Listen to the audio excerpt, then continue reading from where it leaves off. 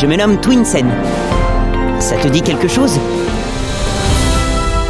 On a créé Studio en 2021 avec Didier Chanfray, qui est un des créateurs d'origine de Little Big Adventure. L'idée d'origine du studio, en fait, c'était de faire revenir des vieilles licences. Et donc j'ai commencé par une licence qui est très chère pour moi, qui est Little Big Adventure. Le premier est né en 94 et le deuxième en 97. Parce que 30 ans plus tard, quand j'ai eu envie de créer un studio, je me suis dit voilà, faut que j'essaye de faire revenir Albert. Et donc j'ai appelé Didier. Le projet de Benoît est intéressant dans le sens où c'était une nouvelle aventure qui démarrait. Moi, je pouvais m'impliquer aussi avec ce que j'avais envie de refaire en production. J'ai réussi à le convaincre. Et on a créé Studio ensemble. Mon envie, c'était de faire une équipe qui mélangeait à la fois les créateurs d'origine, des ultra fans et des gens qui connaissaient pas le jeu en fait. On est vraiment ce mélange en fait pour arriver à faire un jeu qui va parler à la fois aux fans et à la fois aux nouveaux joueurs. Est-ce qu'on va garder le même scénario pour le remake? Le méta-goal, lui, il change pas, hein, le but suprême de sauver la planète, mais la façon d'y arriver est un peu adaptée. Ouais. Mais un des enjeux qu'on a, nous, c'est qu'on voulait aussi créer de la cohérence entre LBA 1 et LBA 2. Nous, quand on a fait le 1, on savait pas qu'on allait faire le 2, en fait.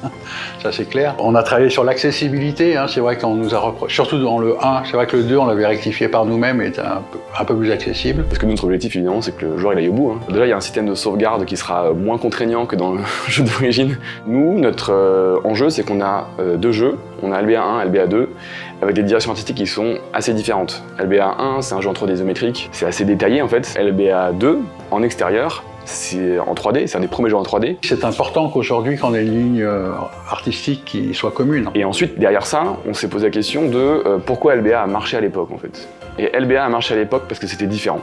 Donc on est vraiment revenu en fait au pourquoi ils ont fait ces choix-là.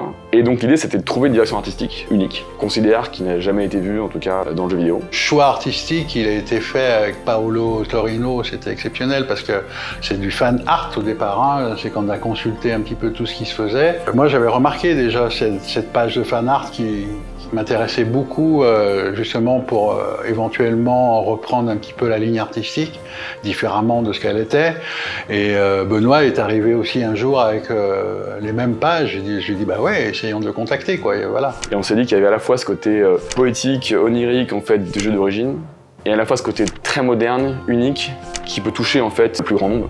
Donc le choix artistique qui a été fait, c'était déjà de vouloir changer un peu les choses.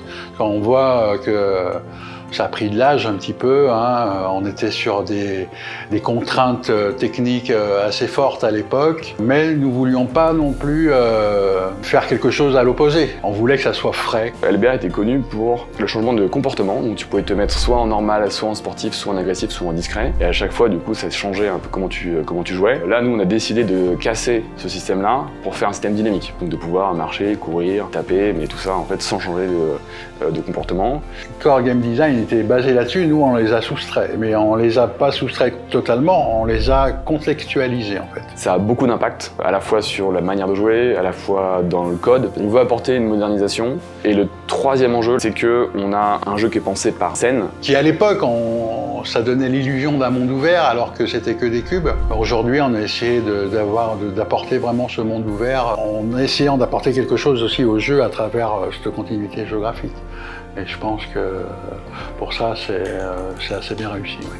On est parti sur Unity parce que Sébastien Vianney, qui est notre lead programmeur, lui, il avait travaillé sur le portage sur mobile qu'il y a eu il y a quelques années. Et il avait développé du coup un petit proto qui permettait en fait de détecter le niveau en fait pour que Twinsen puisse avancer. Et on est parti de ce prototype-là pour faire ce qu'on a appelé un import en fait du jeu d'origine dans Unity. Alors quelles sont les attentes de la communauté? Pour être très honnête, la communauté ce qu'elle veut c'est LBA 3. Au départ c'est un triptyque, hein. On a fait le 1, le 2, mais on n'a jamais fait le 3. Moi ma mission aujourd'hui, notre mission à tous dans le studio, c'est que le remake du 1 fonctionne, pour qu'on puisse faire le remake du 2 et pour qu'on puisse faire LBA 3. La communauté, elle nous suit depuis le premier jour. Ils sont assez nombreux, bon évidemment, mais ils sont surtout très très actifs. Ils nous aident vraiment concrètement en fait. Je prends un exemple tout bête, là on est en train de lancer les traductions des dialogues, parce qu'en fait on veut garder cette traduction d'il y a 30 ans pour la remettre aujourd'hui. Et donc y a une personne de la communauté qui m'a développé un outil où tu tapes n'importe quel mot et tu as la correspondance dans toutes les langues dans le jeu d'origine. C'est vraiment une chance incroyable. Et ce qui est marrant, c'est que parfois en fait les fans, ils connaissent mieux le jeu que les créateurs. Donc quand on a des questions vraiment difficiles, on va plus demander aux fans que à nous, l'équipe en interne. Il y a un truc qui revient souvent, c'est d'avoir des nouvelles musiques de Philippe Bachet, qui est compositeur d'origine. Je suis très heureux d'annoncer que en fait, Philippe est de retour et qu'on va avoir des nouvelles musiques pour le remake.